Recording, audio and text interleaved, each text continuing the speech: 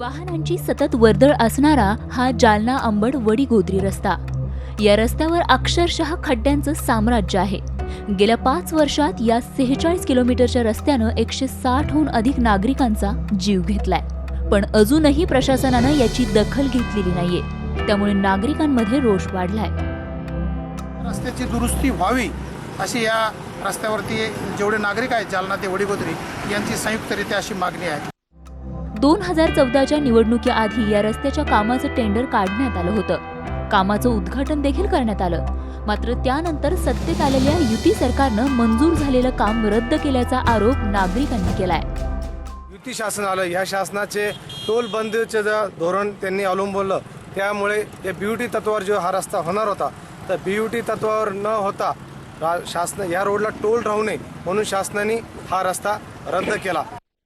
अंबड शहर जवळ असल्यानं या भागातील रुग्णांना याच रस्त्यावरून रुग्णालयात न्यावं लागतं, मात्र रस्त्याची अक्षरशः चाळण झाल्यानं रुग्णांना, गरोदर स्त्रियांना याचा मोठा त्रास होतोय। त्यावेळेस वडीगोद्रीपासनं किंवा अंबडपासनं जे जालन्याला पेशंट रेफर केले जातात, हार्ट अटॅक सारखे किंवा डिलिव्हरी सारखे जे काही विषय असतात, यामध्ये साधारणतः महिन्याला 3 ते 5 रुग्ण दगावत असतात। जालना अंबड वडीगोद्री या रस्त्याच्या चौपदरीकरणासाठी इथल्या नागरिकांनी कृती समिती स्थापन केली आहे। या समितीमार्फत सार्वजनिक बांधकाम विभागाच्या अधिकाऱ्यांना वारंवार निवेदनही दिली, आंदोलनं केली, मात्र त्याची काहीच दखल घेतली गेली नाही। त्यामुळे संतापलेल्या गावकऱ्यांनी झी हेल्पलाईनकडे तक्रार केली। झी हेल्पलाईनच्या टीमनं या रस्त्याची पाहणी केली आणि नागरिकांच्या समस्या जाणून घेतल्या। कृती समितीला जास्तीत जास्त उग्र आंदोलन करून हा वडीगोद्री ते जालना रस्ता करण्यासाठी कमीत कमी जीव कसे जातील याच्यासाठी परत एकदा मोठ्याला तीव्र आंदोलन करून करावं लागणार आहे। किती माणसं मरू लागले तरी या सरकारला जाग येत नाही आणि आमचं म्हणणं हेच आहे की हा रस्ता तातडीनं या ठिकाणी हातात घेतला पाहिजे। या रस्त्याच्या चौपदरीकरणासाठी शिवसेनेनंही आंदोलन केलं होतं।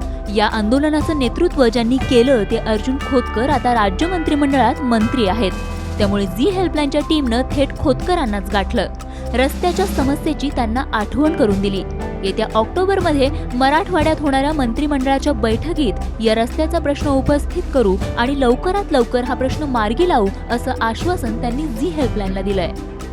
माननीय मुख्यमंत्री असतील आणि बांधकाम मंत्री असतील, या सर्वांना बोलून या रस्त्याच्या संदर्भातलं कामकाज याच वर्षी कसं म्हणजे सुरुवात होईल किंवा गती कशी मिळेल या कामाला, या संदर्भातला प्रयत्न आम्ही सर्व मिळून करू। रस्ता दुरुस्तीचा निर्णय बदलल्यामुळे 160 जणांना नाहक आपला जीव गमवावा लागला, मात्र झी हेल्पलाईननं या समस्येवर प्रकाश टाकल्यामुळे प्रशासनाला आता जाग आलीय।